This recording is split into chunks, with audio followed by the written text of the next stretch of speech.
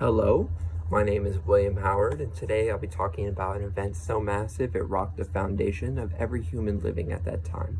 This event, of course, is World War II.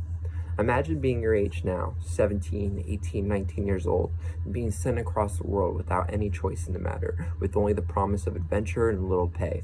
This is something that happened to millions of American men and even some women in our country at this time. And when they came back, or if they came back to a world much different than the one they had originally left.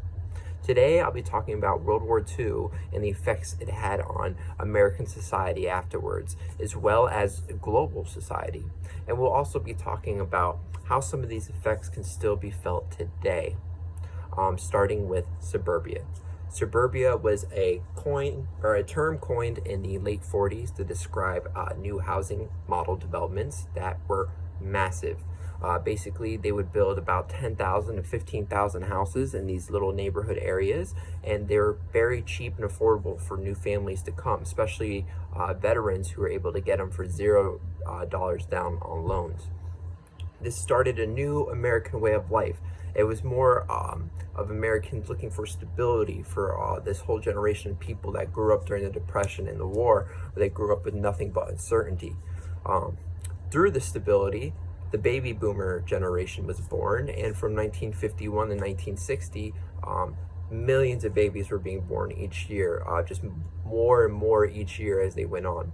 So this started an entire generation of people that grew up in this new American suburban way of life and society. To talk about the Cold War in which was something how the war affected the world globally. After World War II, the two countries that gained the most from the war were the United States and Soviet Russia. And because the two of these countries ballooned so much, they kind of became the two silent giants that were in a silent competition with each other, known as the Cold War, for the next 30 or 40 years. Out of this, a lot of technological advancements came out. This would be, like, for example, Operation Paperclip, whereas at the end of World War II, the U.S. military was able to find and take plenty of Nazi scientists and extradite them to America to work on American technology. A big example of this would be Wernher von Braun, who was a top Nazi scientist. He came over and became one of our head scientists at NASA, and is one of the major reasons why we reached the moon in the 60s during the Apollo launches.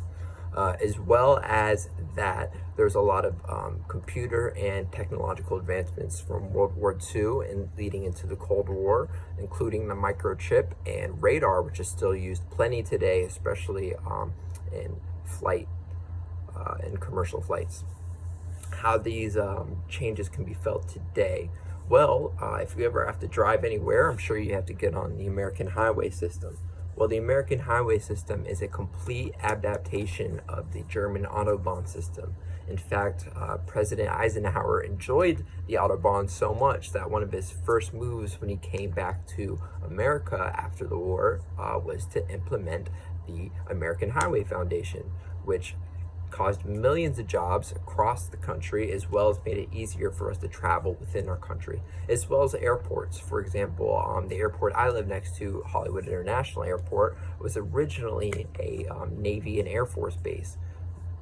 Many airports in this country had started off as Air Force and Navy bases, and that converted to commercial airports after the war.